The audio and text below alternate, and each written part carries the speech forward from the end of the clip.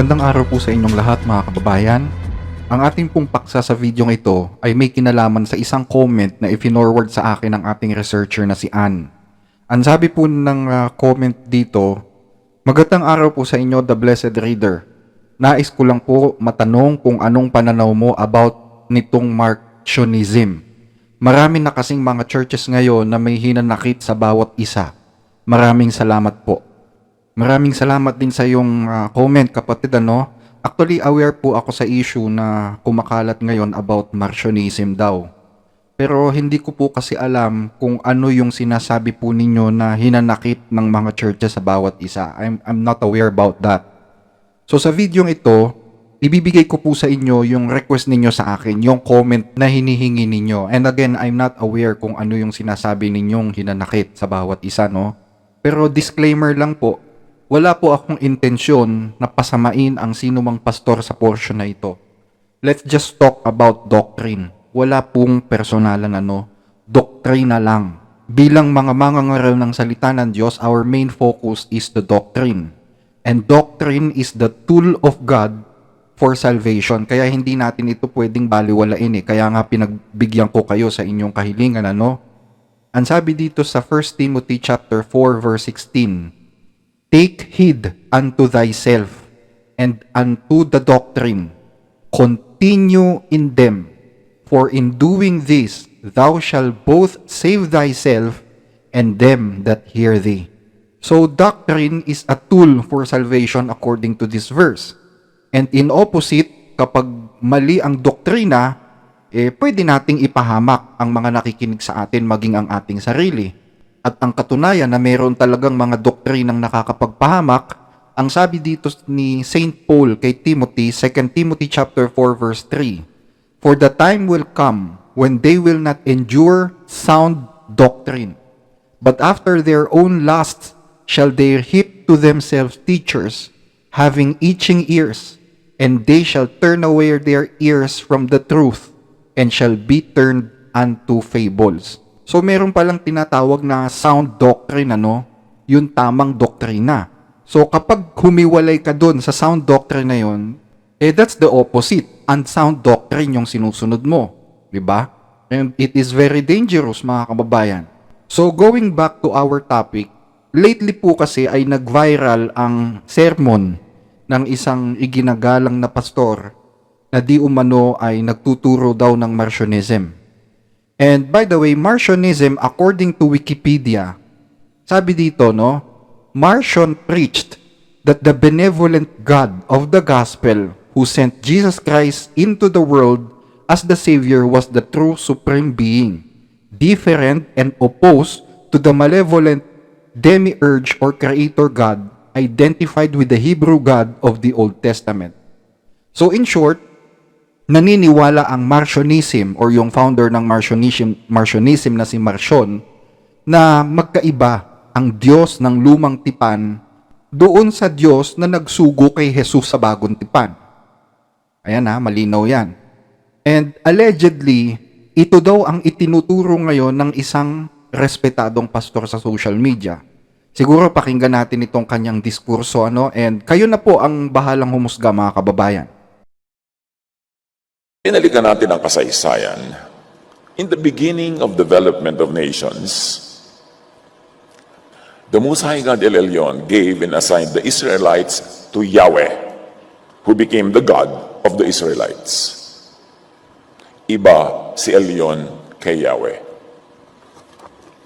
Deuteronomy, pag binasa natin ang NIV, just an ordinary English translation, when the Most High, tandaan nyo yung Most High, gave the nations their inheritance, when He divided all mankind, He set up boundaries for the peoples according to the number of the sons of Israel. Tandaan nyo rin yung sons of Israel. For the Lord's portion is His people, Jacob His allotted inheritance. English You would think that the Most High is also the Lord sa baba. Basahin natin siya sa Names of God Bible, where the names are rendered in Hebrew. When Elyon gave the nations their land, when he divided the descendants of Adam, he set up borders for the tribes corresponding to the numbers of the sons of Israel. Now, bantayan nyo yung sons of Israel kasi mamaya mag-iiba-iba yung text na yan. But Yahweh's people were his property. Jacob, meaning Israel, was his own possession. Dalawang pangalan na magkaiba ngayon nung Hebrew ang binabasa natin. Kanina, God lang at saka the Lord. Kaya parang isa. In other words, Elyon, the Most High God, gave the nations their land. Ipinamigay niya sa kanyang mga anak. Di ba? Yung sabi niya, maraming anak. Pinamigay niya ang mga bansa-bansa sa kanyang mga anak. Yahweh's people and property were the Israelites. Yun ang kanya. The other nations were given to Elyon's other sons. Now, what is seen in Deuteronomy 32:8-9? Elyon and Yahweh were distinct names and entities. Kaya napakagandang pag-aralan yung names of God, Bible. Sasabihin na naman ng iba dyan, sabi ko yan ha, nagbabasa lang tayo. Magkaiba. Pero over time kasi, according to many researches, ang pangalan na ito na Yahweh at Elyon ay magkakapalitan, magkakasama-sama, magkakakombinasyon, magkakasalad-salad sa mga palipat-lipat na mga text na tinatawag nga na iba na redacted, edited, cut-pasted. Kaya sundan yan. Kasi alam nyo, mawawala unti-unti si Elyon. Kaya nga ang ating subtitle, In Search of the Most High God. Older documents than the newest ones, kung saan nakabase sa mga binabasa nating English, eto sabi, when the Most High, meaning Elyon, gave to the nations their inheritance, at yung parenthesis sa Elyon is not from me, kaya hindi naka-italic. Kasama talaga yan doon sa text. When He separated humanity, He fixed the boundaries of people according to the number of divine beings. Kanina, according to the numbers of the sons of Israel, remember? But an older document, divine beings, hindi sons of Israel. Later lang na naging sons of Israel, when the so-called redactors and editors have already done their work. For Yahweh's portion is His people, Jacob, His allotted inheritance. Kung minsan may question pa yung mga iba, ano ba? But you know what? In 1946, and succeedingly, after that, tuloy-tuloy, they discovered the Dead Sea Scrolls. You've heard of the Dead Sea Scrolls? The Dead Sea Scrolls contained documents that were also part of the Jewish scriptures, but the Dead Sea Scrolls were older by about 1,000 years than the oldest known document at the time when it was discovered. So kung ang scholarship ng document ay nasa age na to, yung Dead Sea Scrolls ibinalik ng 1,000 years. Ganon ka-reliable. At sa Dead Sea Scrolls, ang tawag doon ay sinabing sons of God. Not the sons of Israel, but the sons of God. Yan ang classic example ng pag-iiba-iba ng mga text. Kaya again, search, editing, reduction of biblical texts. Siyempre may iba-ibang attitude tungkol dyan, may iba-ibang paniniwala, may iba-ibang stand. Just be neutral, even for a few moments, at mag-aral. At pagkatapos mag-aral, gusto mong balikan yung dati mong paniniwala, go! May freedom naman of faith eh. Pero give yourself a chance to study this very important issue. Kasi yung El or Elyon ang progressively mapapalitan ng ibang name, mako-combine with ibang name. So basta study, truth won't be offended. Huwag magalit sa nag-aaral. Yung truth, hindi yan nagagalit sa nag-aaral. Basta ang mahalaga, malinaw dito ang Israelites ang naging kay Yahweh. Hindi ang lahat. Hindi ang buong mundo. Hindi ang lahat ng tao. Kasi progressively in the scriptures, magiging global yung kay Yahweh. Mawawala yung mga ibang sons of Elyon. At least sa Hebrew scriptures. So ayan maliwanag naman siguro yung narinig ninyo. Ang sabi po dyan, iba daw si Elyon kay Yahweh. Kahit naman siguro grade 1 maiintindihan yan yung statement na yan. Kaya nagtataka ko doon sa ibang mga nangangaral sa social media na mga debunk kuno. Ang linaw-linaw na nga nung sinabi, babaluktutin pa. Sasabihin na hindi naman daw, wala naman daw sinasabing ganun. Kahit ang liwa-liwanag na nga na sinabi na nga di ba? So, is this Marcionism? Kayo na pong bahalang humusga mga kababayan. Hindi ko sasabihin yung sagot ko, no? So, baka sabihin na naman ng iba dyan, hindi mo naman pinanood ng buo yung video paano ko naman papanoorin ng buo? Binura na po yan sa social media. Wala na yan sa social media. Ang tanong ko na nga lang dyan is bakit binura? Dapat hindi binura, no? Para at least kung meron mga clarification doon, nakita natin, di ba? So, yun lang ang tanong natin, bakit binura? So, in connection of this reaction video, syempre, gagamitin natin yung available resources. At least, hindi tayo nag-imbento o nagsalita on their behalf na hindi naman nila sinabi, di ba? Hindi tayo katulad ng ibang mga pastor dyan na nagsasalita na ito daw yung sinabi kahit wala naman sinabing ganun. So, tanungin natin ang Biblia.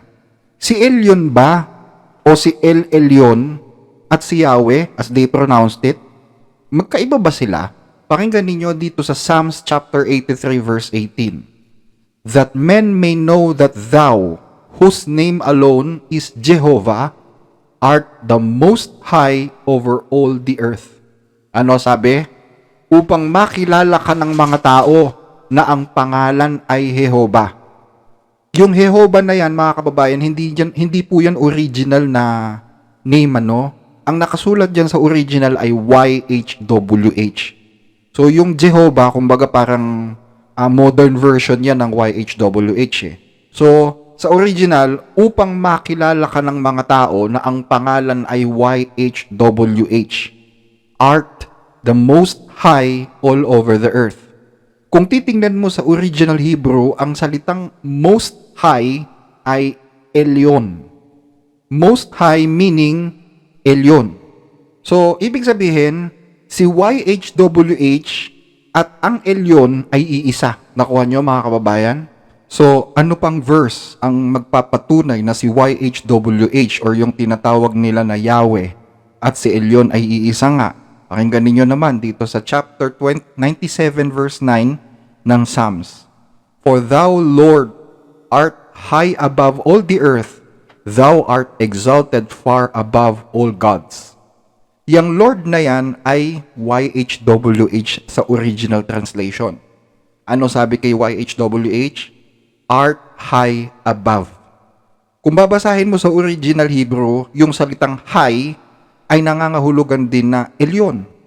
So meaning, in this verse, YHWH and Elyon are the same. Siya din yun. Hindi totoo na magkaiba ang Diyos ng mga Hebreo dun sa Diyos na nagsugo kay Kristo.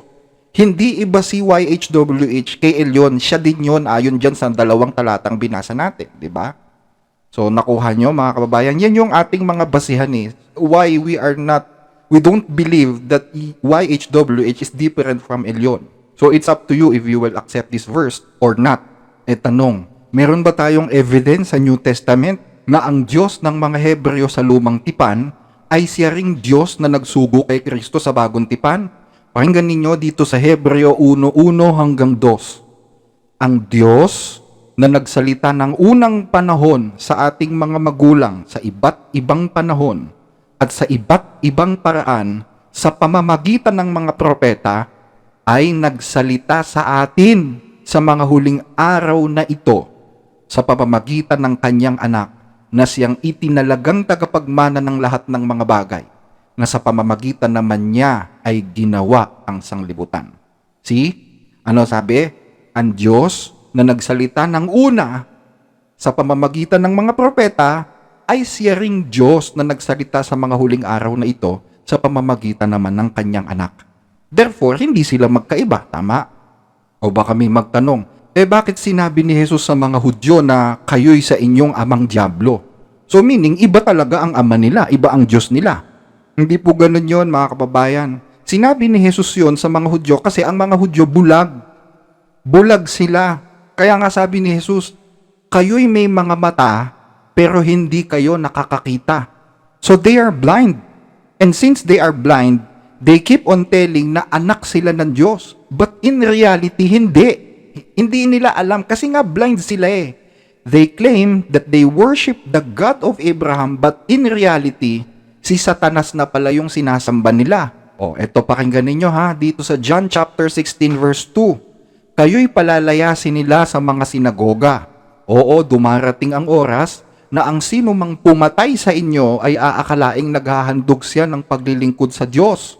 At ang mga bagay na ito'y gagawin nila sapagkat hindi nila nakikilala ang Ama ni Akuman.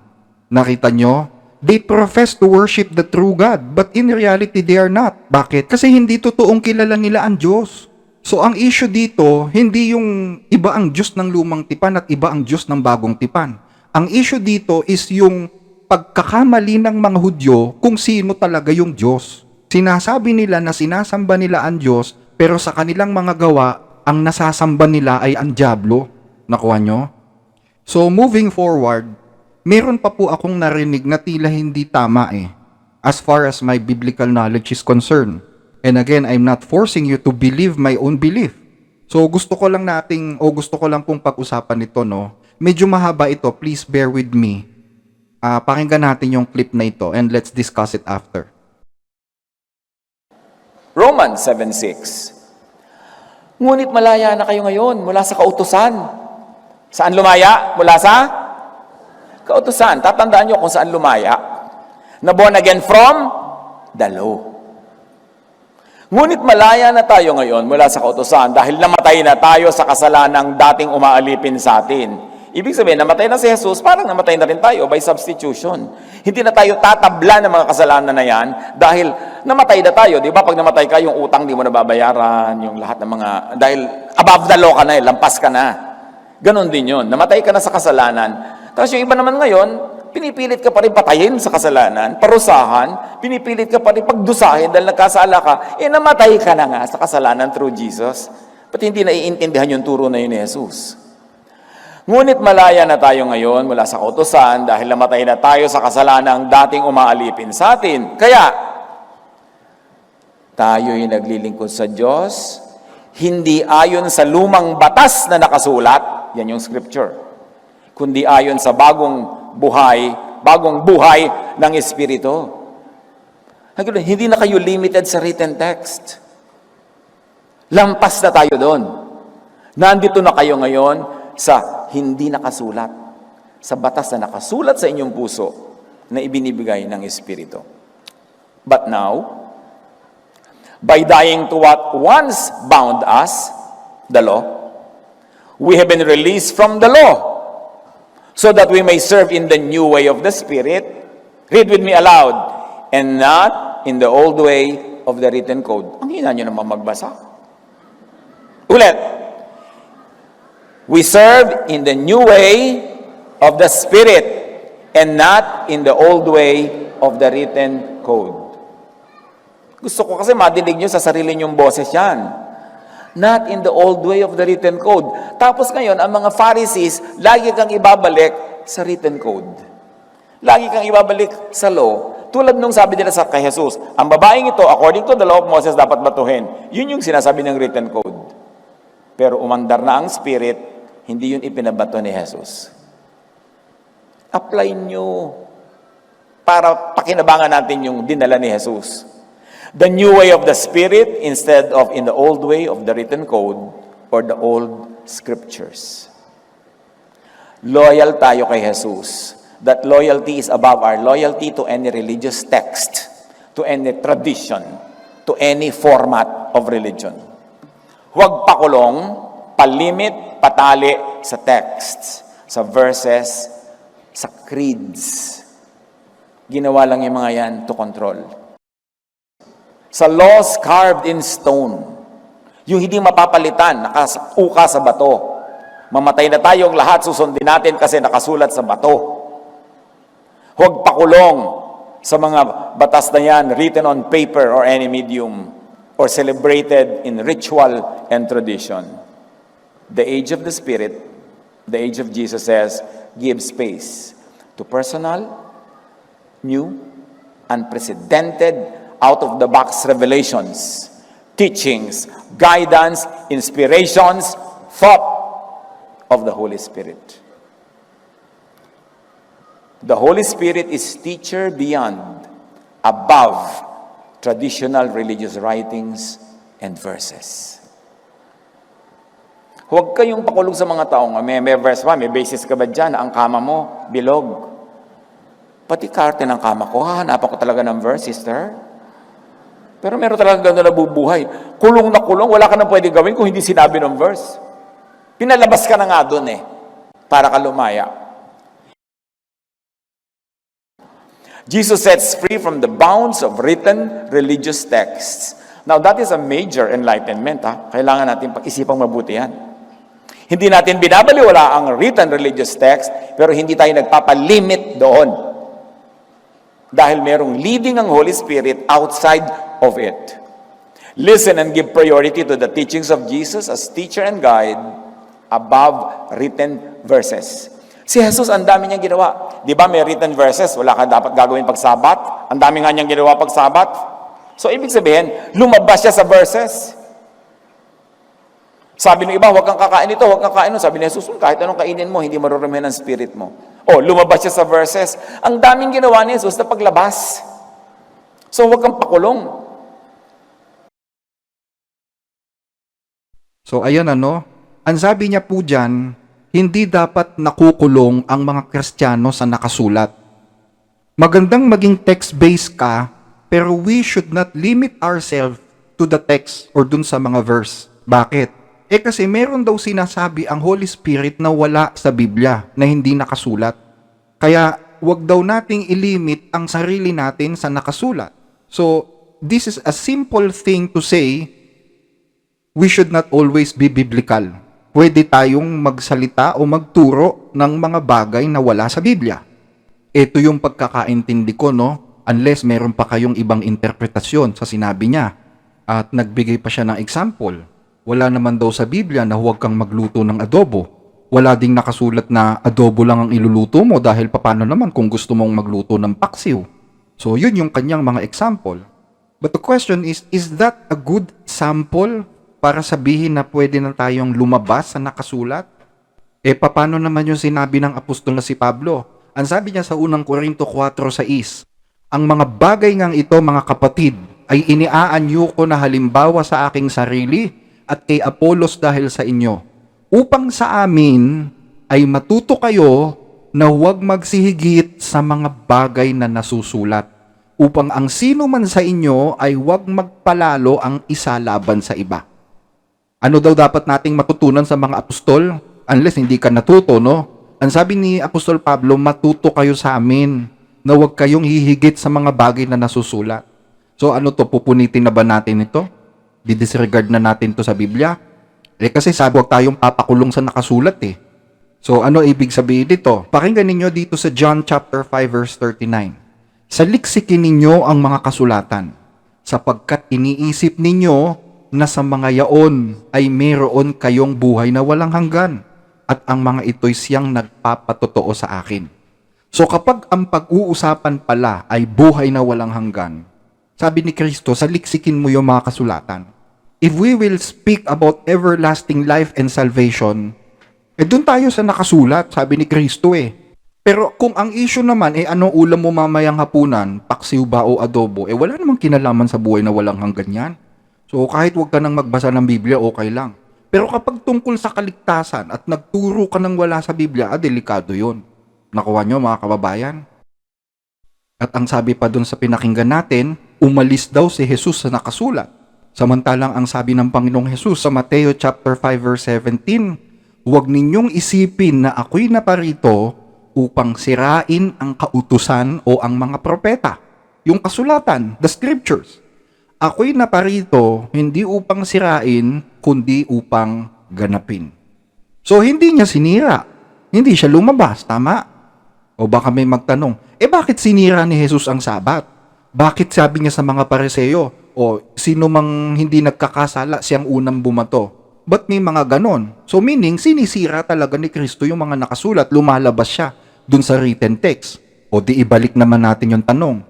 May sinabi ba si Jesus na sinisira niya? Meron ba tayong nababasang ganon? Alam nyo, huwag tayong mag-conclude na sinira ni Kristo ang kasulatan dahil lang yung pagkakaintindi natin is ganon yung ginawa. We should not create our own conclusion just by adhering to how we understand. Mas safe pa rin yung galing mismo sa bibig ni Kristo. O sabi niya, ako'y naparito hindi upang sirain ang kautusan o ang mga propeta, yung kanilang scriptures. Naparito ako hindi para sirain kundi upang ganapin. So are we going to say na sinira ni Kristo yung scripture? No. Hindi naman yung sinabi niya eh, di ba? Ang sabi niya sa mga Fariseo, it is lawful to do good on the Sabbath day. Pag sinabing lawful, hindi naman siguro mahirap intindihin yung salitang lawful kahit English yan. Pag sinabing lawful, this is not an act against the law. This is not an act or an action to destroy the law. The word lawful means according to the law, nakabatay sa kautusan. So, is doing good during the Sabbath day an act of breaking the law? No, it is lawful. It is not in violation of the law. Diba? Nakuha nyo? So, Christ is not breaking the law. He is doing what is according to the law. Diba? Mahirap bang intindihin yun? O sabi pa ni Kristo, sige, yung walang kasalanan, siya ang unang bumato. O may sinisira ba siyang scripture doon? Wala din. Sinabi lang naman niya, o sige, kung sinong walang kasalanan, siyang unang bumato. O, wala naman siyang sinabi na huwag niyong batuhin eh. So kung hindi nila binato si Maria Magdalena, wala nang kasalanan si Kristo doon. Hindi niya na problema yon. Konsensya na nila yon. Kung bakit hindi nila binato yung prostitute na yan. And conscience is also biblical. Nasa Biblia rin yun. Nakasulat din yun, yung tungkol sa konsensya.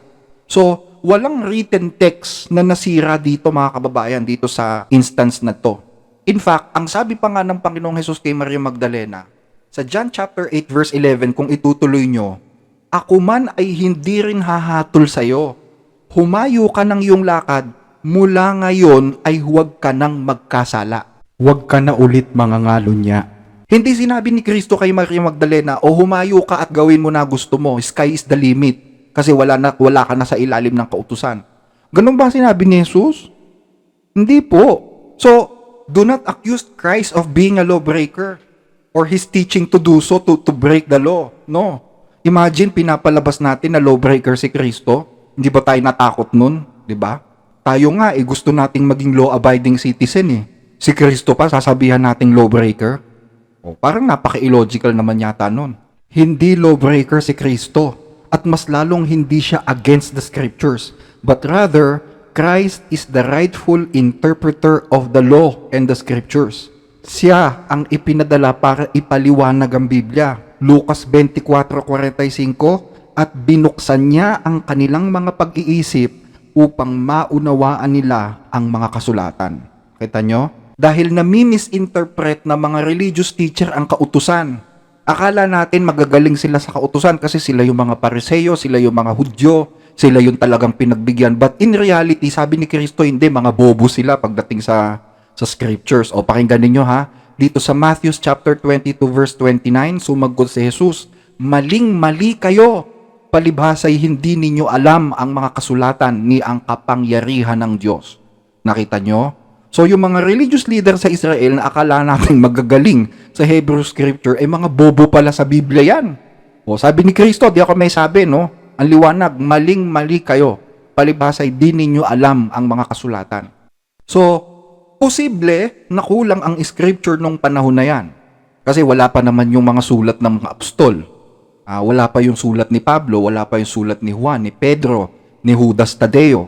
Pero ngayong panahon natin, mas lalo ka pang dapat maging scriptural.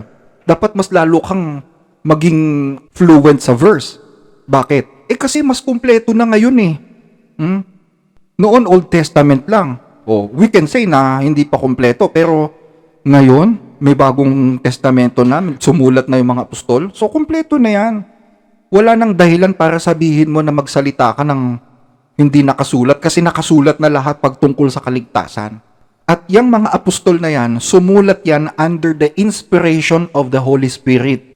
Nung sabihin ni Pablo, sa amin ay matuto kayo na huwag magsihigit sa mga bagay na nasusulat, siya po ay under the inspiration of the Holy Spirit noon. And now, may magsasabi, during the age of the Spirit, we can go outside the verses. Pwede ba yun? Pwede ba yun, mga kababayan? Sige, kayo mag-isip. May isang mali dyan. Hindi pwedeng parehong tama yan. And in fact, walang nakasulat sa Biblia na age of the Spirit. Wala nun. Ang nakasulat sa Biblia, ministration of the Spirit. Hindi age of the Spirit, ministration of the Spirit. Pag sinabing ministration of the Spirit, ang ipinapatupad ay yung mga salita ni Kristo, yung ebanghelyo. Bakit? Kasi sabi ni Jesus Christ sa John chapter 6 verse 63, ang Espiritu nga ang bumubuhay, sa laman ay walang anumang pinakikinabang. Ang mga salitang sinasalita ko sa inyo ay pawang espiritu at pawang buhay. Yung mga aral ni Kristo, yung ebanghelyo, yan ay pawang espiritu. Spirit yan. So pag akyat ni Kristo sa langit, ang sabi niya sa mga apostol, ngunit ang patnubay, ang Espiritu Santo na susuguin ng Ama sa pangalan ko, ang siyang magtuturo sa inyo ng mga bagay at magpapaalaala ng lahat ng sinabi ko sa inyo. So pag alis ni Kristo dito sa mundo, ipapadala niya yung Holy Spirit. At yung Holy Spirit ang magpapaalaala sa atin ng mga bagay na sinabi ni Kristo. Again, yung sinabi ni Kristo, mga salitang espiritu yon. So meaning, itong Holy Spirit ang mga ngasiwa doon sa mga espiritu o mga spiritual teachings na sinabi ni Kristo. Siya ang magpapatupad nun. Kaya ang tawag doon, ministration of the Spirit. Hindi ibig sabihin, idadivert tayo ng Holy Spirit sa mga bagay na hindi nakasulat. No. Manapa, lalo kang ituturo ng ministration of the Holy Spirit dun sa nakasulat. Bakit? Kasi sinulat ng mga apostol yung mga sinabi ni Kristo eh. Diba? Nakita nyo mga kababayan, naintindihan nyo yung punto? Pag sinabi mo na pwede na tayong lumabas sa nakasulat, lalabas hindi totoo yung sola scriptura. Diba? Payag ba kayo? Alisin na natin yung sola scriptura. Yung Bible and Bible alone. Lalabas na wala nang kwenta yung pinaglaban ng mga sinuunang protestante like Martin Luther, John Huss, John Wycliffe, yung mga tao nung una na sinunog ng buhay, nagbuwis ng buhay para lang tayo makahawak ng Biblia sa panahon natin. Pag sinabi mo na pwede na tayong umalis dun sa nakasulat, babalik lang tayo dun sa aral ng Romano Katoliko. Yan ang aral nila eh. Hindi sapat ang Biblia. Meron daw mga divine revelations ng Holy Spirit na hindi nakasulat. At napakadelikado niyan mga kababayan. May magsasabi, we are no longer serving God in the written code. Tama po yun. We are no longer serving God according to the written code. But the question is, ano ba ibig sabihin ng written code? Pag sinabing written code, yan yung mga kautusan na isinulat by letters. Isinulat ng tinta. Isinulat sa papel. Isinulat sa bato. Isinulat sa balat ng hayop. Yan yung ibig sabihin ng written code. And wala na tayo dyan. Hindi na tayo under ng written code. Bakit? Kasi ang mga utos ng Diyos isinulat na spiritually sa puso. Hindi mo naman pwedeng letrahan yung puso Hindi mo naman pwedeng sulatan ng tinta yun So hindi na tayo written code. We are following a spiritual law. Yung law na isinulat sa puso. Inalis ba yung utos o hindi? Hindi inalis ang utos. Hindi inalis. May utos pa din. Andun pa rin. O ano katibayan na hindi nga inalis yung utos? O pakinggan ninyo Hebreo 10:16. Ito ang tipang gagawin ko sa kanila pagkatapos ng mga araw na yon, sabi ng Panginoon. Ilalagay ko ang aking mga kautusan sa kanilang puso at isusulat ko rin naman sa kanilang pag-iisip. So, inalis ba sa New Testament ang law? Hindi. Hindi. Nandun pa rin. New Testament still about law. Isusulat ko sa kanilang puso ang aking mga kautusan. So, still, the law is there. May utos pa din. But the application is very different. Ano pagkakaiba? May puso na ang pagsunod sa utos ngayon. Hindi katulad dati kung ano lang yung nakaletra. Stricto ka lang doon. Sa panahon natin, nandun pa rin yung utos, hindi tinatanggal, pero nasa puso. Meaning, may puso. May puso, may konsiderasyon, may awa, may logic. Halimbawa, yung Sabat. Wala naman sinabi si Kristo na wag na tayong sumunod sa Sabat Meron ba kayong mababasang ganon? Sinabi ni Jesus, wag na kayo magsabat? Sige nga, china-challenge ko kayo. Meron ba kayo maipapakita sa akin na talatang nagsasabi na sinabi ni Jesus na wag na kayo magsabat? Pero, ang pagsunod sa sabat may puso. Hindi porke sinabing wag kang gagawa, kahit kumain bawal. Kahit magutom ka dyan, basta wag kang gumawa. Ganun ba yon? Kahit magligtas ng buhay bawal, kasi sabi wag kang gagawa. Walang puso yon. Susunod ka sa utos ng Diyos na sabat, kasi sagrado yan. Pero yung pagsunod mo, hindi dapat maging pahirap sa tao. Hindi ito dapat maging dahilan para mag-suffer ka o ang ibang tao. O maging rason para huwag kang magligtas ng buhay ng iba o tumulong sa iba. You have to follow the law of God about Sabbath, but it should be beneficial for you and for other people. Nakuha nyo? Pero kung kalayawan mo lang ang gagawin mo, aattend ka ng party, aattend ka ng picnic kasi may pogi doon, gagamitin mo yung araw ng Sabat, igugugol mo para lang mapagbigyan yung pita ng mata mo at yung pita ng katawan mo, nagkakasala ka talaga sa Diyos. Hindi kabutihan yun eh. It is lawful to do good on the Sabbath day. Pero pag ang ginawa mo is kalayawan, masamang pita ng laman, masamang pita ng mata, hindi kabutihan yun. Hindi lawful yun. Ako, ini-enjoy ko ang Sabat. Aawit ako sa Panginoon, mag-aaral ako ng kanyang mga salita, ini-enjoy ko lang. O pag gusto kong kausapin yung aking mga pamangkin, dalawin ko yung pamilya ko kasi nakabukod ako dadalawin ko. 'Di ba? Kausapin ko, kakamustahin ko sila. Minsan nga, pag nagkikwento sila ng problema, hinahayaan ko lang Hindi ako sumasakay dun sa mga problemang pinag-uusapan nila Kasi, I just want to enjoy the Sabbath as my rest day, not only for my physical, ini-enjoy ko ang Sabbath. Pero hindi ibig sabihin, nasa sinihan ako. Hindi ibig sabihin, nasa tagayan ako, nasa mga tropa, nasa party. Enjoy the Sabbath together with God. Yun ang gusto ng Diyos. Enjoy the Sabbath together with Him and by doing good to your fellow man. So in that way, nagiging benefit ang Sabbath sa spiritual mo and at the same time, nagiging benefit ito para sa ibang tao. Ano pa? Yung batas tungkol sa bawal pumatay. Diba? Sabi, huwag kang papatay. That's the written code. Dahil dati nakasulat sa letra.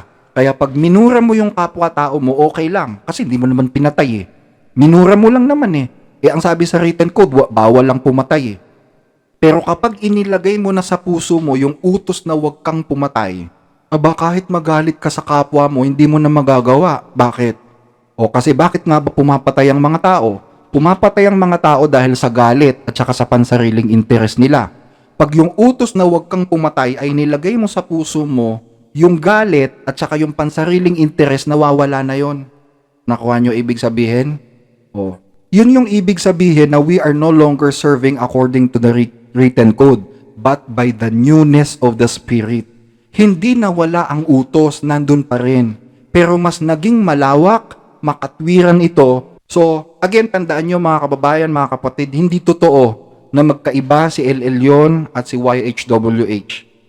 Minimisinterpret lang ng mga Hudyo ang karakter ni Yahweh, kaya akala nung iba ang Diyos ng mga Hudyo sa Diyos ng Bagong Tipan, no? And secondly, hindi totoo na pwede nang lumabas sa mga verses, maging unscriptural ang mga Christians. Delikadong turo po yun. Kahit sinong tao pwedeng magsabi na kinausap siya ng Holy Spirit Kahit sino pwedeng mag-claim na nakipag-usap sa kanya yung mga anghel ng Diyos Ginagawa nga yan ng mga cult leaders sa probinsya na kesyo kinausap sila ng Holy Spirit o ng Diyos Ama. Pero pag tinignan mo sa Bible yung sinabi nila, magkakontra. So, ingat kayo mga kababayan sa mga naglalabasang mga turo ngayon na sasabihin, okay lang kahit huwag kang bumase sa Biblia. Remember, when it comes to salvation, you should always be biblical. At asahan ninyo na patuloy na maglalabas pa si Satan ng mga maling turo because by doing so, alam niyang maisasama niya ang mga tao sa impyerno. So ingat po kayo mga kababayan. Muli maraming salamat sa inyong panonood at pagpalain po kayo ng Panginoon. To God be the glory.